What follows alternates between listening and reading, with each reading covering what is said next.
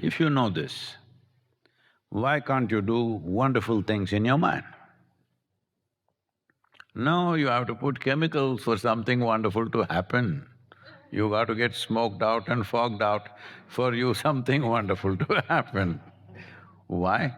Your intelligence is capable of creating anything, isn't it? Can you sit here, think of a flower? Huh? Can you think of a tiger with your eyes closed? Mountain, ocean, God damn it, all a galaxy if you want. So when you have this kind of capability, you have let it turn against you. And above all, you have started believing it's true. Otherwise, why would you suffer it? When Shakespeare wrote his tragedies, I'm sure he thoroughly enjoyed writing them. And a whole lot of people, millions of people across the world have enjoyed these tragedies, yes or no? Why? Because it's a conscious tragedy. So you like tragedy, please create it. You like comedy, create it. You like a love story, do it. You like war, do it. But if you're doing it consciously and you know you're doing it, whatever the hell you're doing is not a problem. The problem is you don't know you're doing it. That is the problem, isn't it? So essentially, the problem is not of what you're thinking, the problem is you're not conscious about it. The same thing with this. The problem is not there is any problem with your life. The problem is you're not conscious that you're alive and it has minimum number of heartbeats left. Minimum means maybe a few million, maybe a billion, but minimum, isn't it? Hello? Nobody has limitless. Everybody has measured. By doing this and that, keeping yourself well fit, we can push it. Nobody can avoid it. If you're conscious of it, just look at it right now. If you're really conscious, I will die one day, and that day I don't know. Which day I don't know, isn't it? Every time I get off a plane, I go to the pilot and tell him, thank you very much for keeping me alive one more day. Because you're just flying an aluminum can. Yes or no? You call it whatever you want. A lot of people think everything is okay. No.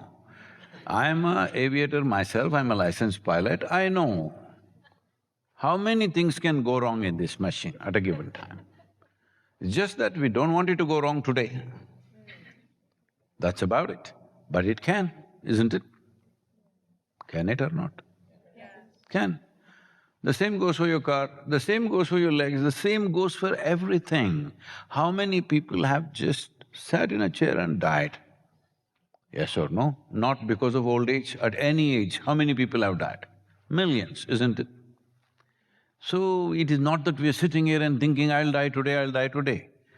But if you're living totally right now, when I say live totally, not party every night, that's not living totally. Living totally means you're living with a profound experience of life. If you sit here, the experience of life is profound, because this is the greatest thing that's happening in the known universe, isn't it? Hello? You being alive, a mud ball you are actually, yes or no? What came from the soil you ate and you became like this, yes or no? You're just a mud ball. You don't understand this till we bury you. This mud ball, how many possibilities? Miraculous or no? If you're conscious and you know there is very little time for this miracle, oh, you wouldn't waste one moment doing one bit of nonsense that doesn't matter to you. If all of us are doing what genuinely matters to us, our life is great, the world is great, yes or no? Right now, too many idiots are doing things that don't mean a damn thing to them, yes or no? So, death is not a separate subject. When you were born, you were drowning in your mother's womb, do you know this? You think you were breathing? Hello? Any of you ladies have children? Okay. What? No, when you were in your mother's womb, were you breathing or were you drowning in her fluids? You were drowning in her fluids. Only because they put a pipe here, you were managing. Just like I see you, worse than that actually. When you came out, then somebody picked you up, held you upside down and whacked you on your backside. What is the first thing you did? Inhalation. What do you think is the last thing you will do in your life? Exhalation. Even now, inhalation, exhalation, inhalation, exhalation. The next inhalation doesn't happen. Wherever you look, you're not there. Just vanished without a footprint. Yes or no?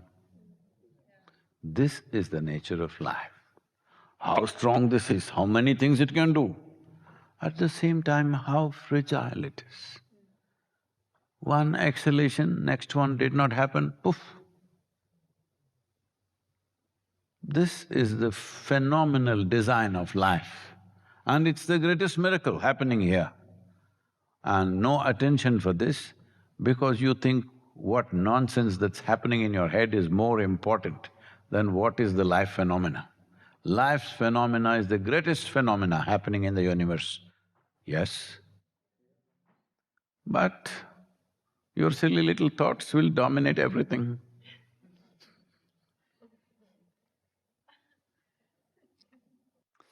For those of us that don't want those silly little thoughts to continue dominating everything, I would love for your guidance. You spoke to how we continually suffer what is an unconscious process and how our intelligence has turned against us. So in your eyes, for the blossoming of human consciousness to occur and for what was once an unconscious process to become conscious in our mind, what is the direct effective path for that? See, you're saying conscious in our mind. No, consciousness does not happen in your mind. Your body and mind happens in consciousness. You cannot be conscious in your mind, you can be alert in your mind. If you're alert in your mind, you'll survive better than others. But you will not be… your experience of life will not necessarily be any better than others. Being conscious… see, you know that you're alive right now only because you're conscious, isn't it? If you were unconscious sitting here, would you know that you're alive? No. So, what you call as aliveness and what you call as consciousness are not two different things. Your consciousness is your aliveness is your consciousness. Body has its own awareness, body has its own processes. Similarly, your psychological structure has its own processes, has its own alertness. But these two are consequences. These consequences we are misunderstanding as the source. No. Mind is not the source of consciousness. Consciousness is the source of both body and mind. Now, what is that thing? So you are asleep. When you're fast asleep, you neither know that you have a body, nor do you know that you have a mind, nor that you know that you exist. Yes or no? You do not exist actually, but body, everything is functioning. Kidney, liver, spleen, heart, everything functioning or no? Everything functioning. Actually, probably functioning better than when you're walking around.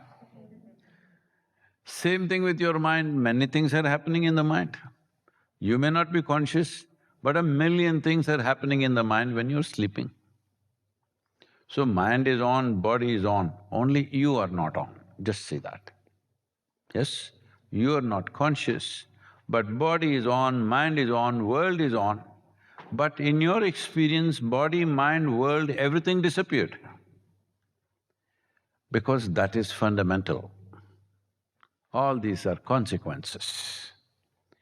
So, how to become conscious? How not to become a victim of my own thought and my own emotion?